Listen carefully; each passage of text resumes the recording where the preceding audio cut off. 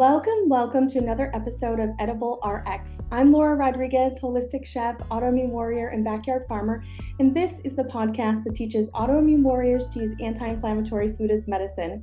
Today on the podcast, I just wanted to have a real, honest, raw conversation between two autoimmune warriors and parents that are working hard to feed their kids flare-free because they worry about the future of their children's health. They want to protect them from autoimmunity in the future as best as possible, right? But no matter how long you've been feeding your kids flare-free, it's not all sunshine and rainbows, right? It is difficult, and there are roadblocks that come up and trials and tribulations that we experience, and it can be difficult. So today on the podcast, I'm welcoming Dee Mistry to talk about these things that come up that we face as parents with autoimmunity, worried about the future of our kids' health, because we can't control everything, right? There's birthday parties, there's school functions, there's grandparents. But before we get into this very important topic, I do want to go ahead and welcome you, Dee, to the podcast. Thank you so much for being here with me today, all the way from the UK. So thank you so much for having me, Laura. I'm excited for this conversation. So you are an arthritis health coach, is that right? Can you talk about that? Autoimmune arthritis health coach. Okay. Yeah. So I actually have autoimmune arthritis myself, most likely psoriatic arthritis. Okay. And I was diagnosed about 7 years ago now. And before that, I was working in the pharmaceutical industry. So it was quite the transition for me to then sort of move to the more holistic health space. Yeah, and I have two children, aged 7 and 9 now. They were sort of my driving force for this change in my life. And I really wanted to be able to do better for them. I didn't see medication as the long-term solution, especially for autoimmunity. And they are doubly at risk because we have it on both sides of the family in our family. So I just wanted to be able to do something other than just wait and see what happens. Mm-hmm. And I knew that there was plenty that could be done. I'm a biochemist, and that's my background. So I was excited to just dig in and find out what was available out there. And I was amazed at my own journey as well, that within just 4 weeks, I was off of all my medication. Wow. Within 2 weeks, I felt amazing. I felt better than I had in 15 years. So it was such a huge transformation for me. And I knew that if it could do that for me so quickly, then it was possible for others as well. Wow. Okay. So you just dropped a whole bunch of amazing stuff on us. Let's break it all down. So you are a biochemist by training. You were in the pharmaceutical industry. What were you doing there? So I started off in the neuroscience. So I was working in drug discovery, looking for novel medicines for neuroscience. So things like depression and anxiety, and other sort of disorders like schizophrenia and bipolar, things like that. And then I moved on to virology. So I also did drug discovery within virology. So I've had quite a varied background, and then I looked at the sort of more, I wanted more of a big picture overview of what was going on in the pharmaceutical industry rather than just concentrating on what was happening at the beginning. So I decided to go and look at regulation. How is it being regulated? So I worked first of all for the regulator, and then I went to work for a pharmaceutical company, one of the big pharmas, top 5 pharmas in the world.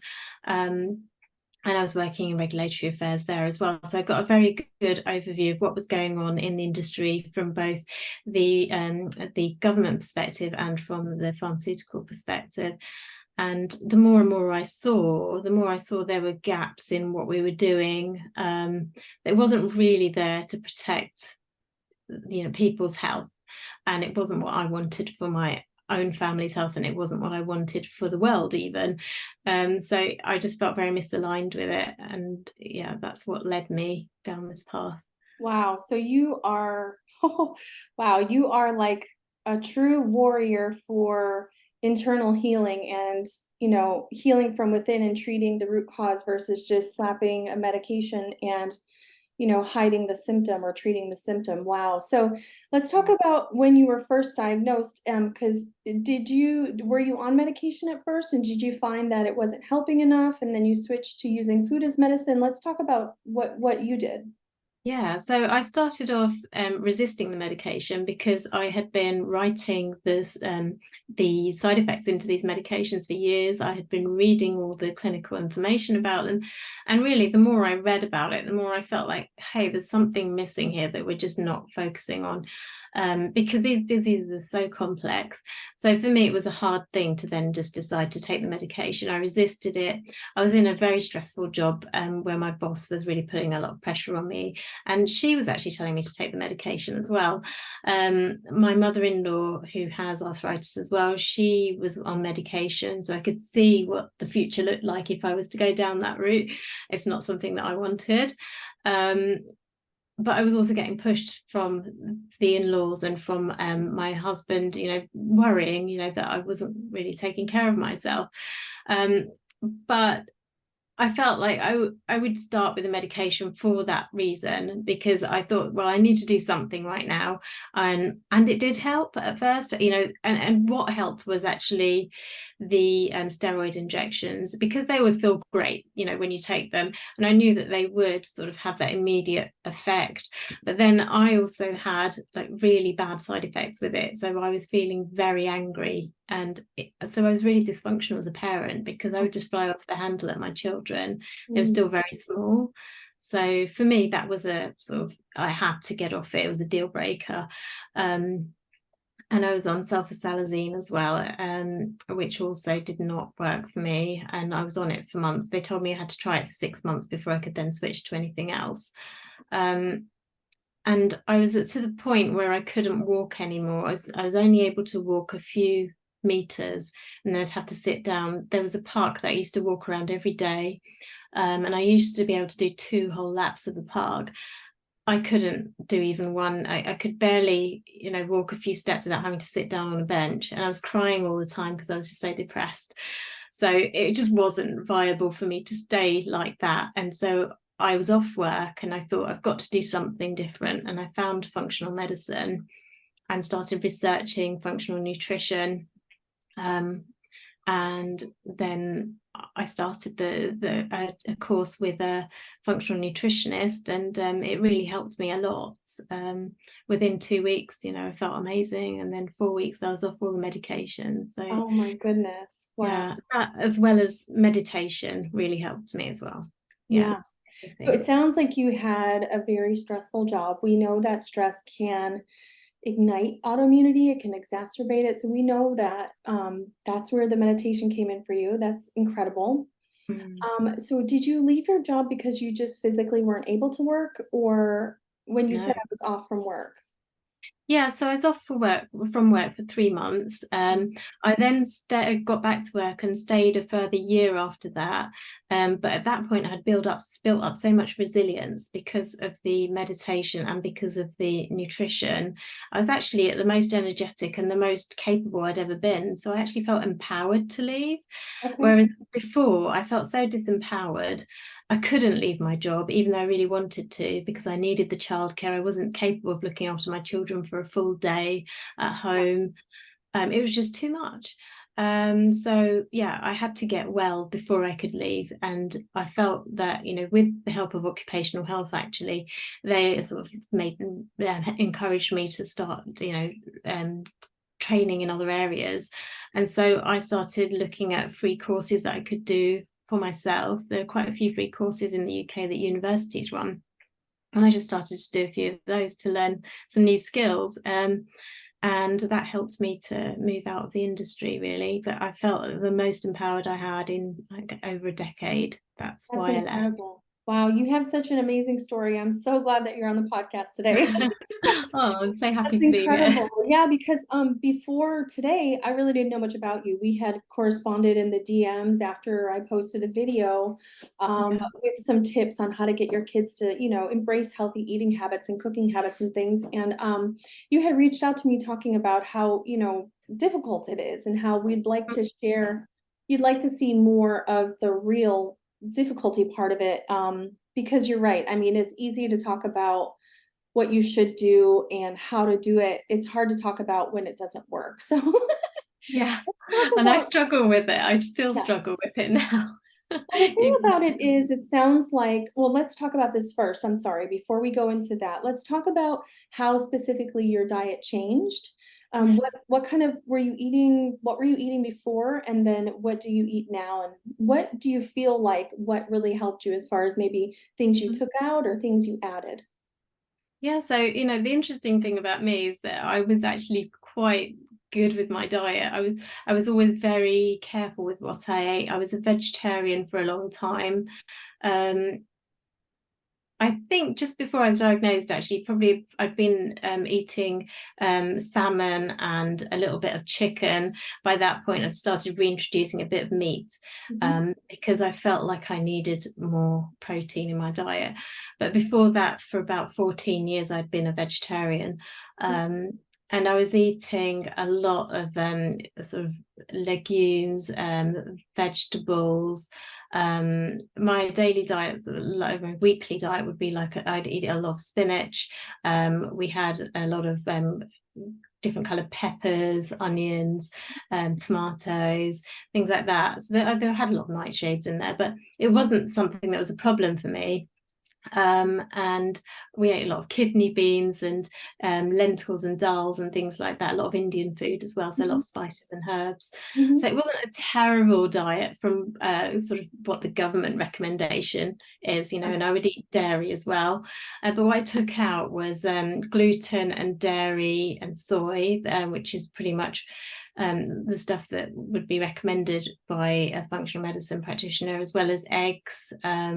This was for an elimination diet, so it's supposed to be a short, sharp kind of elimination, and then reintroduce and see what isn't good for you. Doesn't seem to work at this point in time. So that was the idea. So it's gluten, soy, dairy, eggs, and sugar were the main things. And I found during the elimination period, because of the way I was doing the diet, I could see that there were other triggers like within that, because I was rotating grains and things like that. So I could see that grains were causing a problem as well. So it was quite restrictive when I came out of that phase. I came out of the elimination diet thinking, what actually can I eat? So it was quite scary. And so it was mostly vegetables and meat. I was eating grass-fed organic at the time. Mhm. Um, and fish, so salmon and low mercury fish mostly. What else? Yes, I wasn't eating any dairy. I was eating like nuts and seeds and having nut milks and quite high fiber as well. But Mhm. I found that my diversity in the food that I was eating increased after the elimination diet, which I think is the case Okay. for a lot of people. Yeah, Yeah. so you maybe started trying some vegetables that you normally wouldn't eat, or Yeah, definitely. rotating things. Okay, interesting. Introducing And like so more of a rainbow. right, right. And so do you still eat grain-free and egg-free, or have you been able to reintroduce those things? So eggs, I've just recently started introducing them again, because I think the issue with eggs for me was that actually I didn't have the digestive enzymes to actually break it down. It wasn't so much that I was having an immune reaction to them, but some of the other foods like soy and gluten and most of the grains, in fact, I think I have an immune reaction to those, so I don't eat those. Okay. But yeah, that's been a sort of learning process. Yeah, so what I was thinking is, because like it just so happened to me when I first got into this, my daughter was only 1 year old. So I have pretty much fed her flare free from an early age, basically from the time she started eating solids. But it sounds like Yeah, for you, maybe your kids were a little bit older because you've been doing this for about 7 years or so. And so yeah, that's where I think the difficulty can come, is when you have to actually change their diet. As kids, they can be quite, I don't like to say the word picky, but they can be quite, what's the word I'm looking for? They're adamant about what they like. You know what I mean? yeah, They like what they yeah, like and they want to eat what they like. yes. As I had mentioned on my last podcast episode, there's very few choices that kids get to make for themselves every day, and what they eat is one of those things, right? You can offer them a plate of food, but what they physically choose to put in their mouth and digest is ultimately up to them. And so I think when we take that away from kids, it can be problematic no matter what we're trying to change for them, right? Even if it's like they're allergic to something or what have you. So let's talk about some of the specific, difficulties that you've come across. You had mentioned like you seem to be doing okay at home, but it's when they're out away from your care that you struggle to keep them on course. Yeah, so I think, every event that we go to, there's a lot of sugar available, and at school, they often are given as birthday treats, a packet of sweets or something like that. And I'm not very militant about it anymore. I was at a point where there will be no sugar, and then I decided, okay, this is not a good approach psychologically for them. And I am very much about regulating the nervous system now, especially having experienced it myself and seen it for my son. So I try to sort of get the balance, and that's where I think the problem occurs, because it is just everywhere. And the grandparents as well always want to treat them with sugar. That's their way of showing love and kindness. And we just had this issue this weekend where there was just so much sugar. It was unbelievable. And because they're on school holidays, I've been allowing them to have some at home as well. So it just felt like there's just too much of it, and I can't quite get the balance right for them on a sort of regular basis. It's difficult. I mean, the way that we've approached it in our household is we keep a variety of flare-free sweet treats for them. For my daughter, I say them, I only have one, I'm sorry. We all eat them though, but like, little candies that are made with stevia or basically things like that, cookies, candies, sweet treats. And then of course I always make a homemade like dessert, nothing like baked or anything, but I'll make like this week I made chia pudding. Last week I made a chocolate fudge, which is just coconut oil and organic cacao powder, and so she can have those after she eats her nutrients, right? So she eats lunch, she eats dinner, then she can have dessert. And we allow her to have that every day.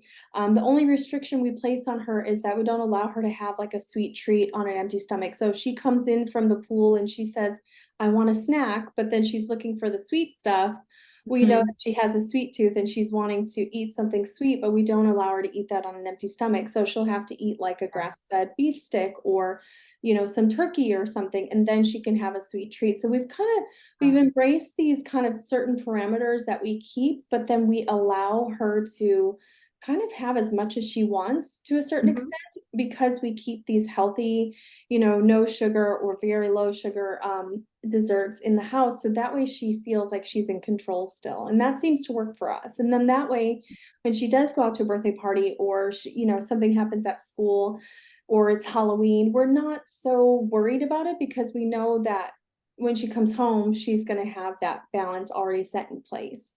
Yeah, I love that. I think it's a great way of dealing with it, to be able to offer her some healthier sweet treats at home. And I do try to make them, especially because my son also has a peanut allergy, so it makes it quite challenging sometimes to find sort of healthy snacks that are sort of ready made. So yeah, we try that, and sometimes it works. I think they don't always like the recipes, because their palate has very much been in touch with sugar and is regularly like they're eating it regularly at school and other places. I feel that sometimes they don't find it sweet enough when I make it at home. So how do you feel about like putting in extra maple syrup or anything like that? Do you do that? I highly recommend you make it taste the way that they want so that they actually eat it. So yes, if I serve the chia pudding and she doesn't think it's sweet enough, I'll absolutely tell her, go ahead and put some more maple syrup in it, but also allowing her to we'll make even toast with honey on it, or apples dipped in peanut butter with honey drizzled on that, or almond butter, or whatever. And so I allow her to make certain things for herself so she can even control the sweetness too, so that we don't feel so much pressure on like, oh gosh, that was a lot of honey I put on there. Just let them Yeah. do it, you know what I mean? Yeah. And I absolutely think that's a great idea to let them taste it and see, especially like say you're making the fudge or you're making like a no bake cookie, like an oat, an oat bite or a protein ball or something.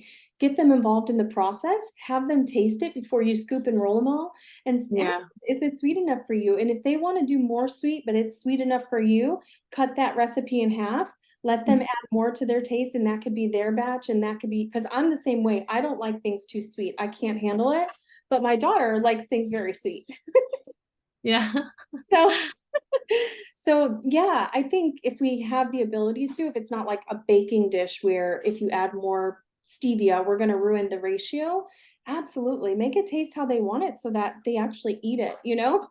Oh, yeah. Yeah, no, absolutely. I think that's a great idea. I didn't realize that stevia could ruin a recipe as well. So that's interesting to me. Yeah, I think if we were to like up the stevia on something and it threw the ratio off, like in a cookie or something, that might, yeah, that might throw the recipe off, specifically for baked goods. But if it was like, I have some on my website, I have a chocolate mousse recipe and I have a peach cobbler recipe. Those are kind of wet recipes. You can always add more sweetener to that. But if it was something dry, like a cookie or a cupcake, I don't know, it might make it off. I'm not a baker though, so I don't Yeah. No, me neither. My daughter wants to be a baker, but I'll know. leave it to her to work it out, I think. Oh, I Yeah. can't imagine. I always look at like people that are professional bakers and I just think, how do you cook all that? How do you eat all that all the time? Like I can't even imagine how horrible I Yeah. would feel. So what Yeah. is your favorite like sweetener to use? Because I usually recommend raw honey, dark maple syrup, stevia, or monk fruit sweetener. Do you have any of those that you like? Yeah, so I think maples are my favorite go-to.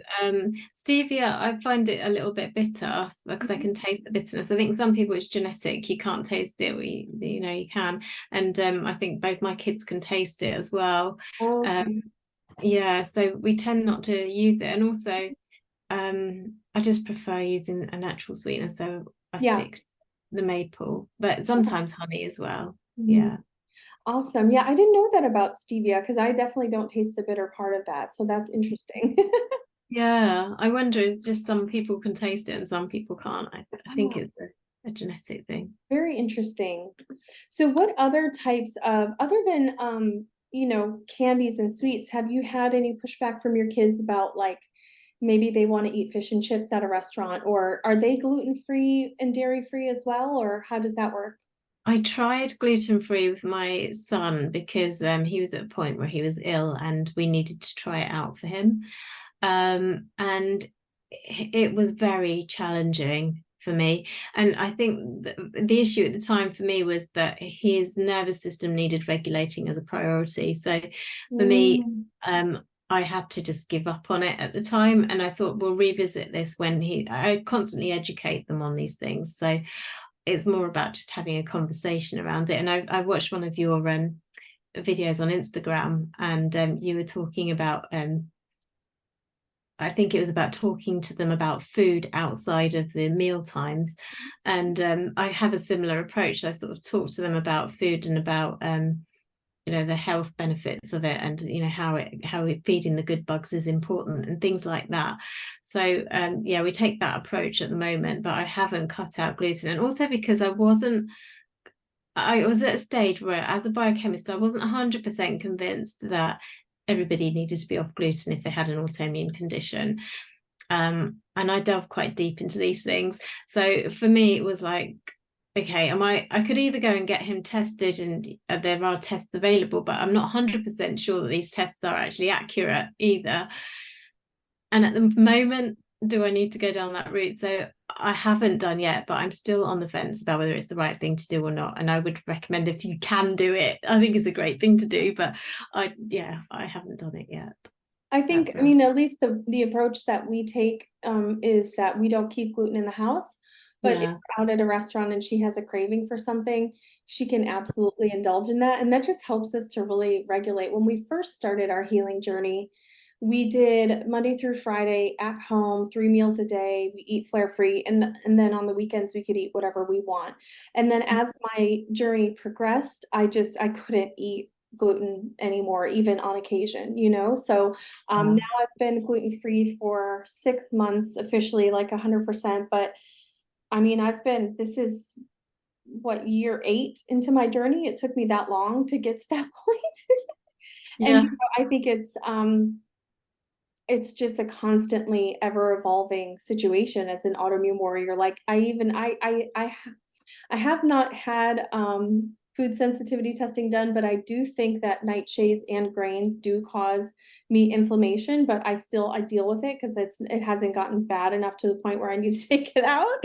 But that Yeah. might be something that I have to address, in the future as well. Yeah. Yeah. No, I think it is a really good thing to do. And we haven't been able to do it in our house, but I think mainly because my husband isn't on board.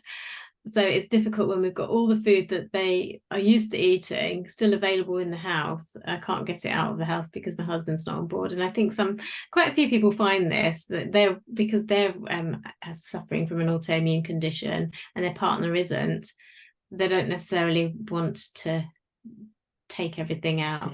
It's difficult. I was just speaking to somebody who was telling me that basically her husband doesn't believe like how she feels, because a lot of the way that we feel is internalized, and it's, the constant joint pain, it's the fatigue, it's things that maybe you can't see, right? And so, Yeah.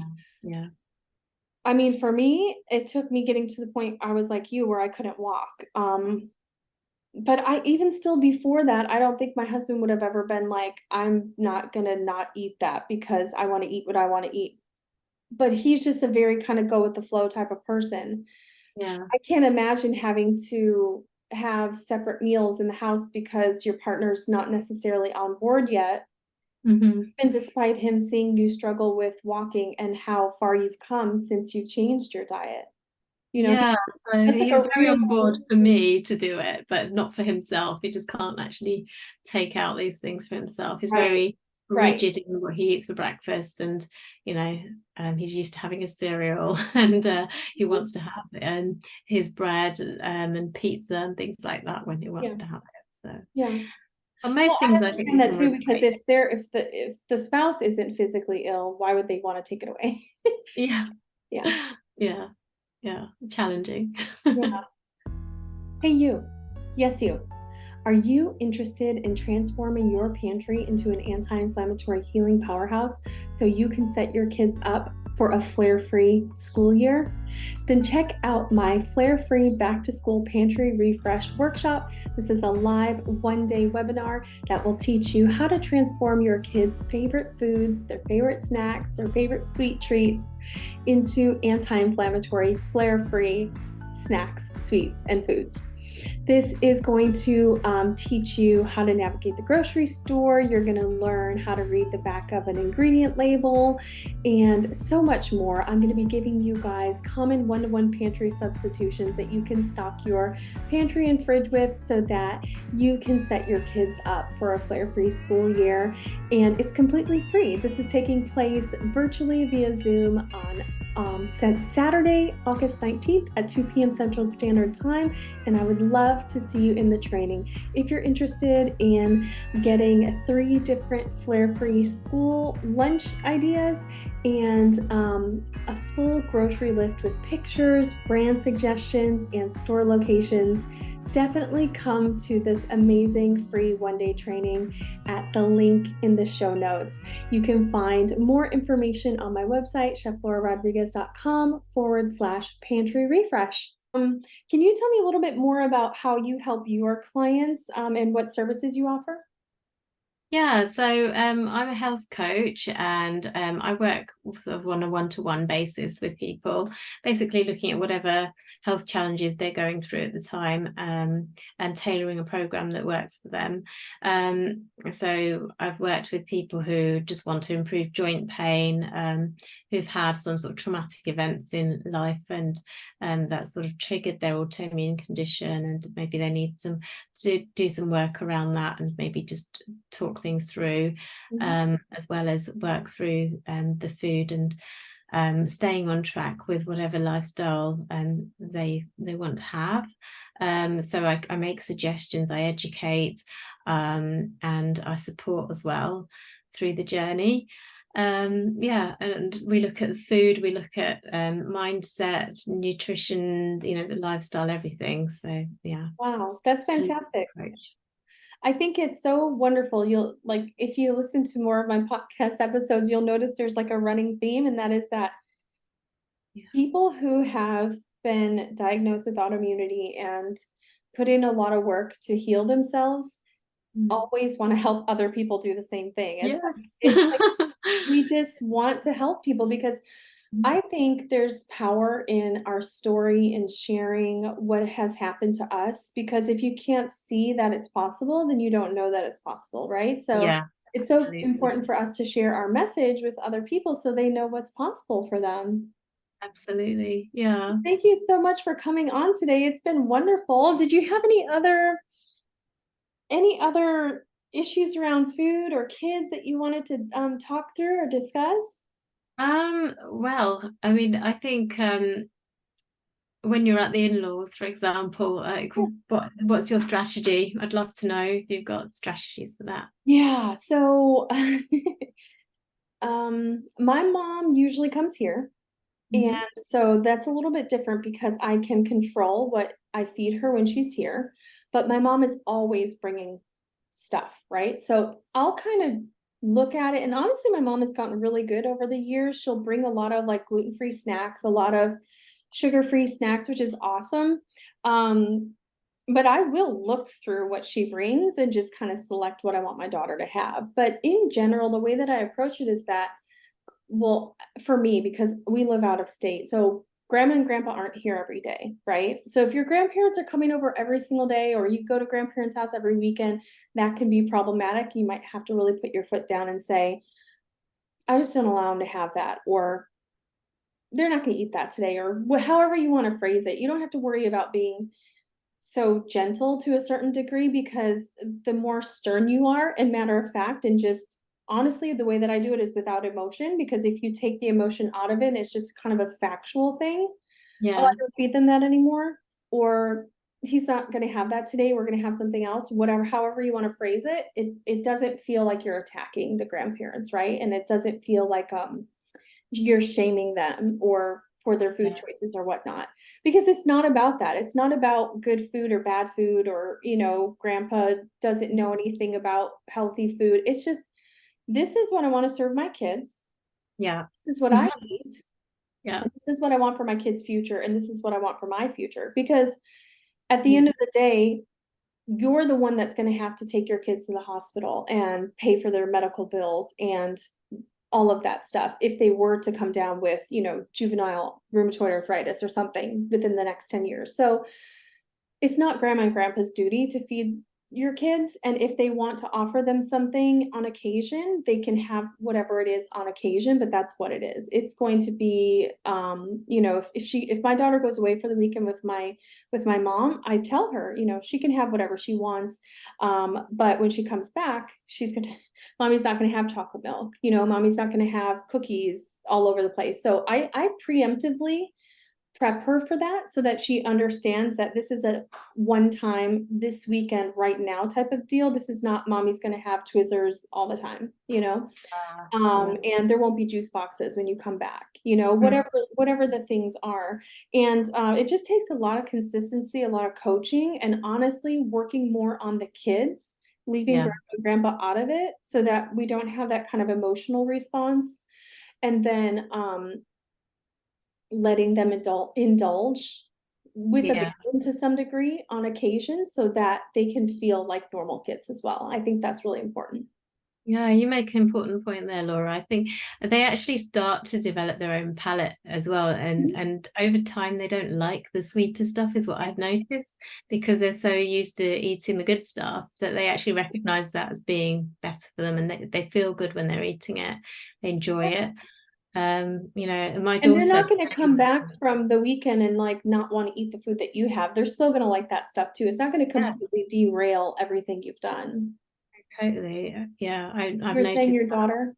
Yeah, my daughter just today surprised me, but I gave her like a bag of different sweets as options, and they were all sweets that I wouldn't particularly want her to eat, like a crunchy bar. I don't know if you have them in the US, but it's like a honeycomb bar with chocolate over the top of it. And they're like a Cadbury's cream egg, which is just filled with like this fondant. That It's one I know. That disgusting. one I know. She didn't want that. She was like, no, I don't like that. I don't like that. So it was great. She didn't take a single thing from there. Oh, And she wow. actually went and got herself a healthier snack from the fridge. It was just a yogurt with a little bit of fruit. Awesome. So I thought, great, Yeah. she's learning for herself. And yeah, they eat sushi. She loves sauerkraut. So I don't Oh, have to wow. work as hard as Yeah, you had mentioned in our messages that you were like, I think my kids are doing great compared to most other kids, but mm, it's these little times. Like, for example, my daughter wants to enroll in aftercare for school. She doesn't need to. Mom and dad don't work that late. She just wants to go because she's an only child and some of her friends are there and she thinks it'd be fun to go to, aftercare after school for a few hours. And at first I was like, oh, it says that they offer them a free snack every day. And I'm like, oh, I don't want her to have those snacks.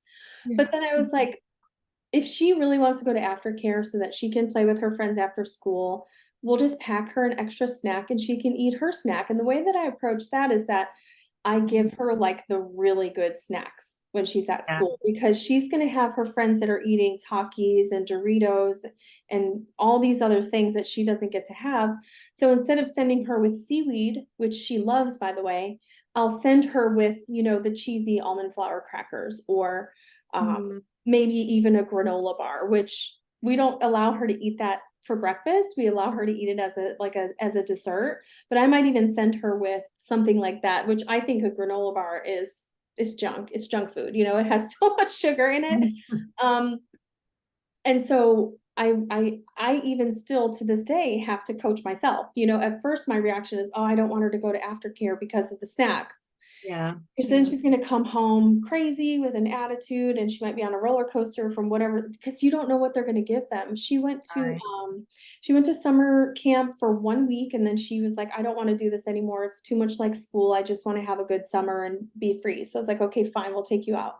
She went to Mm, summer camp for 1 week and what they served them for breakfast. And this is another thing. I decided I'm going to let her eat the breakfast and lunch with everybody else so she doesn't feel like she's missing out every single day at summer camp.